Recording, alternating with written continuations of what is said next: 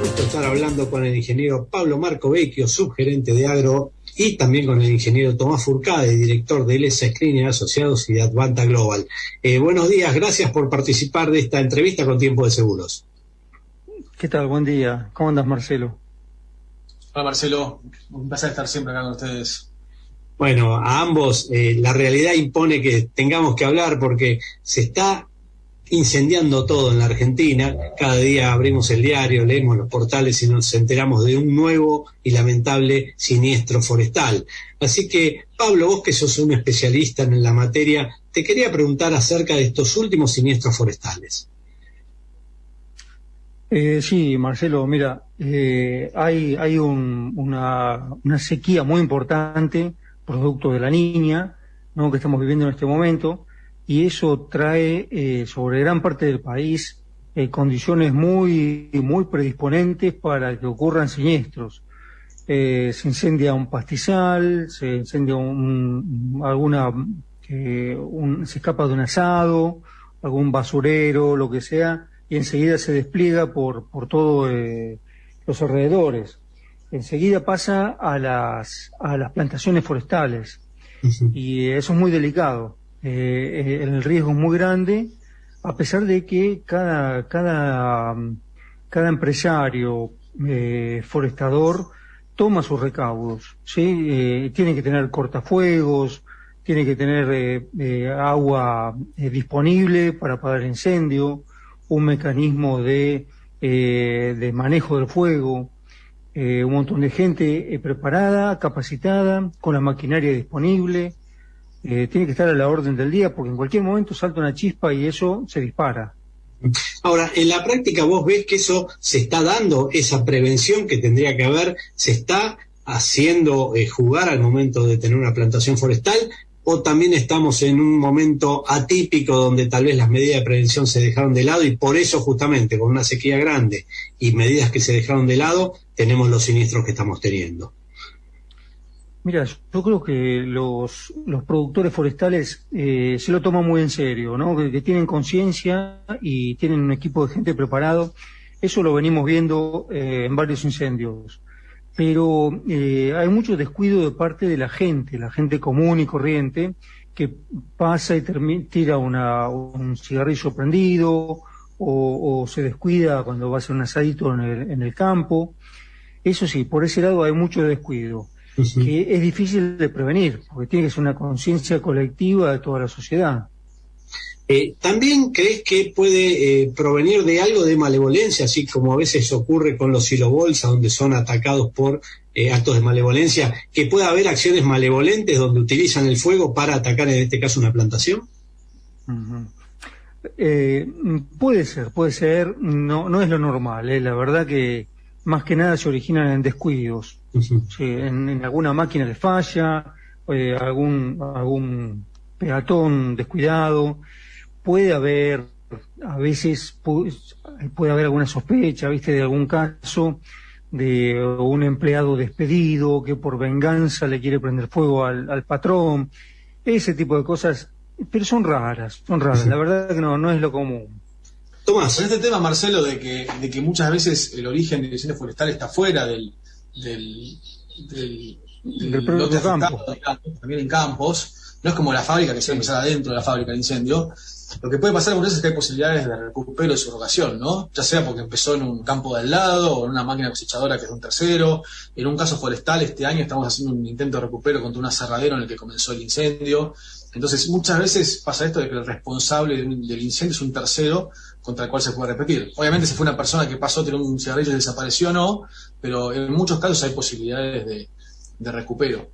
Y respecto del tema del propio asegurado, lo que vemos también en incendios de campos es que algo que sí falta, pero que se entiende que es difícil, es que los días que hay tanto calor, estos días de 38 grados y baja humedad, casi que la única medida que se puede hacer es dejar de trabajar, ¿no? Apagar la cosechadora, y eso es una medida muy difícil, porque la verdad que el asegurado necesita trabajar, necesita cosechar, necesita llegar al próximo lote, entonces es una decisión difícil para asegurado. Cuando digo, bueno, mira, hoy está demasiado peligroso, voy a parar 24 horas o 2 o 3 días. Tomás, mencionaste por ahí el tema de incendios de máquina agrícola y aprovecho a preguntarte, ¿cómo está esa actualidad? Porque alguna vez tocamos específicamente el de los incendios de las máquinas agrícolas y te quiero preguntar cómo está ahora, encima con una sequía tan importante. Este año volvimos a tener un aumento de casos, ¿no? Por lo menos nosotros otra vez estamos liquidando muchos casos. En general siempre es la destrucción total de la máquina, que siempre son fotos espectaculares porque no queda nada de la máquina, que hay el esqueleto en el medio del campo quemado, y también los daños a terceros o al propio lote, que depende de la póliza puede tener cobertura o no, o a lotes vecinos, ¿no? Que a veces se propaga muy rápido y son daños millonarios a terceros. La verdad que otro año, por las condiciones que decía Pablo, de niña, de sequía, de mucho calor, otro año de muchos incendios. Bueno, ahí también se sabe qué es lo que hay que hacer para disminuir la posibilidad de un incendio. ¿Vos creés que se está haciendo o no se aprende? Se va aprendiendo, vemos un poco más de conciencia, porque la verdad que hay tantos incendios espectaculares que hoy con las redes sociales se llegan a conocer más, que se toma un poco más de conciencia. Nosotros tenemos una circular en la página web que cuenta bastante sobre el tema y que estamos actualizando ahora para llevar a las últimas novedades. La principal, me parece a mí, es la prevención, que viene por el lado de la limpieza, ¿no? El problema es cuando trabajan demasiadas horas continuas, esta exigencia, una diferencia por ahí con otros países donde el dueño del campo tiene su cosechadora y la opera él solo nada más, con lo cual la cosechadora descansa cuando descansa el dueño. Acaso en contratistas que a veces trabajan 24 horas seguidas, se van turnando, y el no parar hace que esté más exigida la máquina, que no se llegue a limpiar. Entonces la principal es mantener las máquinas limpias. Después sí, tener a mano, tenerla bien mantenida, obviamente todo son correas, ese tipo de cosas, y tener a mano siempre un extintor o en lo posible agua. Uh-huh. Te llevo a otro tema y es bastante frecuente que se está dando en estos tiempos y tiene que ver con incendios que se producen, por ejemplo en Córdoba, y avanzan sobre viviendas, sobre complejos de cabañas. ¿Qué medidas se pueden tomar para disminuir o evitar ese tipo de daño que te entre el fuego a tu complejo, por ejemplo? Sí, el principal es dejar las áreas alrededor de las viviendas limpias y lo más despejadas posibles, ¿no? Dejar una distancia de seguridad entre las zonas de vegetación nativa y las casas, y tener un procedimiento anual. Cada persona que vive en ese tipo de zonas tendría que saber que una vez por año, cuando llega la época más seca y con más riesgo, con más temperaturas, antes de que empiece la época, hacer esa limpieza, ¿no? Que a veces todo el mundo sabe que la tiene que hacer, pero se va postergando, procrastinando, y el día que llega el incendio se arrepiente. Reservorios de agua, algún otro sistema de seguridad que pueda contribuir por lo menos a atacar de primera línea el fuego hasta que llegan los bomberos, si es que llegan. Sí, por supuesto, siempre hablamos del tema del material de las construcciones, ¿no? Que se nos pone presente desde que hablamos de los incendios de paneles sándwich en las fábricas o los frigoríficos, hasta cuando hablamos de las casas, que cada vez es más frecuente que se hagan con materiales débiles o con madera o con estructuras muy livianas o hasta con mucho plástico, poliuretano. Entonces, obviamente una casa de ladrillo más sólida, con materiales de hormigón, de piedras, hoy es más resistente que una casa de materiales combustibles, que por ahí solamente con la exposición hasta lejana, con la radiación, se pueden llegar a incendiar. Y obviamente tener reservas de agua cerca va a ayudar mucho, ¿no? No solamente para extinguir el incendio, que esperemos que no llegue, sino para antes ya se puede estar refrigerando la casa y los alrededores para evitar que llegue. Uh-huh. Pablo, te pregunto, un poco se esbozó, pero ¿qué medidas podés tomar hoy con esta situación de altas temperaturas que son una temporada, no duran todo el año, espero, como para prevenir entonces un siniestro forestal? Si vos tenés una pequeña plantación o una gran plantación, ¿qué podemos hacer hoy con esta sequía para prevenirnos? Mira, lo principal, un poco como decía Tomás, es mantener bien la limpieza, ¿sí? Tener los caminos cortafuegos bien despejados, con el pasto corto, con tierra, mejor todavía. Pasar una rastra seguido, tener la maquinaria disponible para en caso de que haya un inicio de incendio, poder apagarlo. Hacer, si se puede, si la temperatura y las condiciones lo dan, alguna quema controlada también es un buen manejo. Las podas y raleos que estén al día, cumpliendo el plan de trabajo.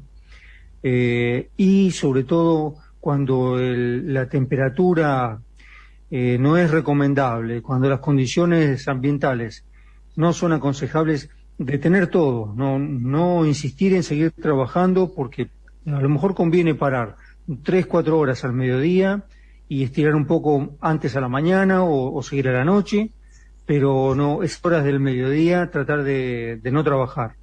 Eso sería importante.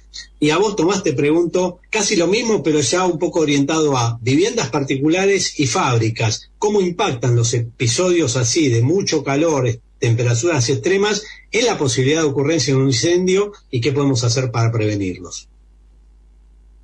Sí, en general, supuestamente las fábricas están diseñadas, ¿no?, por algún especialista que pensó en eso, y las viviendas serían un poco menos de riesgo, pero obviamente todo lo que son los incendios eléctricos aumentan cuando hay estas temperaturas, ¿no? Los incendios eléctricos muchas veces pasan porque los cables se sobrecalientan, porque están dimensionados para una cantidad de corriente, están como aumenta la capacidad de las máquinas, o una casa que le va poniendo más equipos de aire acondicionado, están tomando más corriente de la que tenían, la corriente calienta los cables por efecto Joule, y cuando hay más temperatura es más fácil que ese sobrecalentamiento llegue a puntos críticos donde puede, por ejemplo, derretir los radiadores y causar un cortocircuito, digamos, ¿no? Entonces, cuando vienen esas recomendaciones que parece que nadie nos gusta, ¿no? Pero con estas temperaturas bajen un poco el consumo de aire acondicionado, no usen cosas que no hacen falta, y obviamente a todo el mundo le gusta tener todos los equipos de aire acondicionado prendidos, no cambiar sus rutinas a la hora que usan los electrodomésticos y todo, pero es una buena medida de prevención saber que esos días, igual que pasa en la distribución, digamos, esos días todos los equipos eléctricos están más sobreexigidos, y cuanto más se limite el uso, más se baja la posibilidad de que haya algún desperfecto eléctrico, que puede ser un incendio, puede ser algo menor, puede ser un cortocircuito, ¿no?, algo menos grave, pero que sí, todos los equipos eléctricos están diseñados para funcionar a temperatura, y cuando están en un día de 40 grados están mucho más exigidos. Bueno, ingeniero Pablo Marco Vecchio, subgerente de Agro, y también al ingeniero Tomás Furcade, director de Les Escrinia y Advanta Global. Gracias por estos minutos que le brindaron el día de hoy a Tiempo de Seguros. Gracias, Marcelo, un placer conversar con vos y con tu audiencia. Estamos disponibles para lo que necesiten. Un abrazo. Muchas gracias, Marcelo, saludos al resto del equipo, a todos los amigos que escuchan, y estamos siempre disponibles y en contacto.